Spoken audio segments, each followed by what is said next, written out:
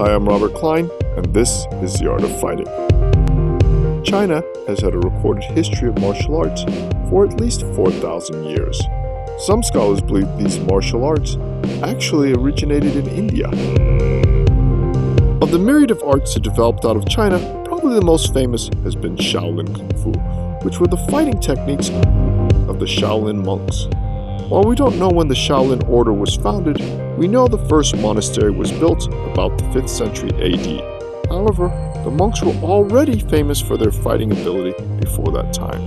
In fact, during their history, the monks have built a fearsome reputation for fighting Chinese bandits, Japanese pirates, and Chinese government officials. So much so that the Shaolin monastery was seemingly closed down by almost every Chinese regime.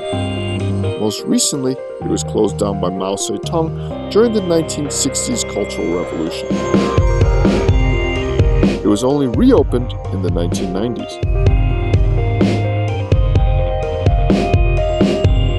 During several times in its history, regimes didn't bother with closing the monastery down and simply burnt it to the ground. In the 17th century, it was razed on 3 separate occasions as a result of anti-government activity.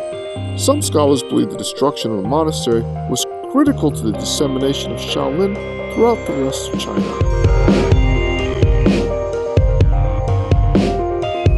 Shaolin's enduring legacy is probably partially due to its legendary training and partially due to the monks' fearsome reputation for real action.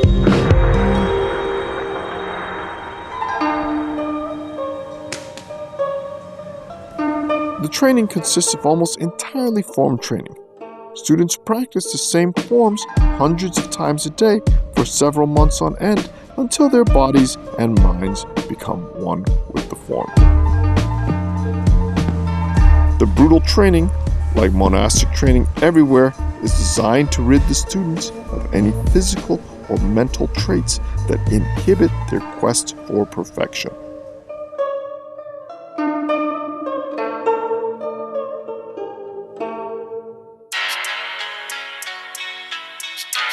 This is Antonio Graceffo, aka the monk from Brooklyn, and the host of Martial Arts Odyssey. He's a martial arts expert, a fluent speaker of Chinese, and he actually spent 3 months at the Shaolin Monastery in Henan, China. Today, he's going to help guide us into the world of Shaolin Kung Fu. We have been kindly invited to the Shaolin Wushu Thailand School, where the instructors are authentic practitioners of Shaolin Kung Fu or Shaolin Wushu. The head teacher is Liu Gao Jie, who spent over a decade at the Shaolin Monastery at Henan. What made him decide to go into Kung Fu? 我弟兄3个，我是最捣蛋的、调皮的一个。 He said he was the third youngest child, and he was very naughty. His parents sent him away. 就是喜欢打架，喜欢练武术，然后就是说那个时候家里那个时候几岁？8岁。8岁。对。He went to the temple. He was 8 years old. Everything about him seems to radiate affable but profound competence.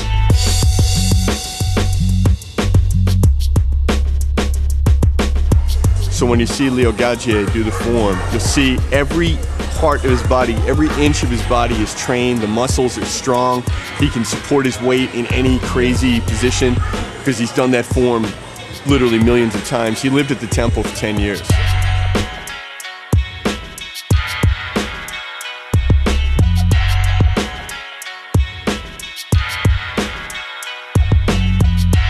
Everything is the forms. The only thing that they do every day is forms. And we're talking 12 hours a day, literally 12, 13, 14 hours a day. Every minute that they're not sleeping, they just do the form for 10 years.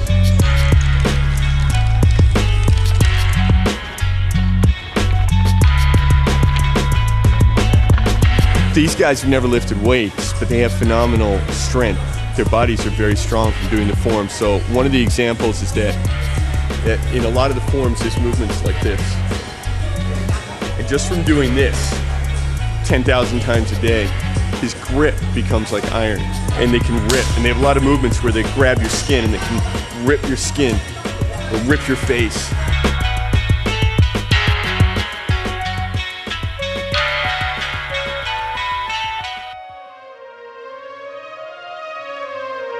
Another instructor shows us this super cool scorpion form.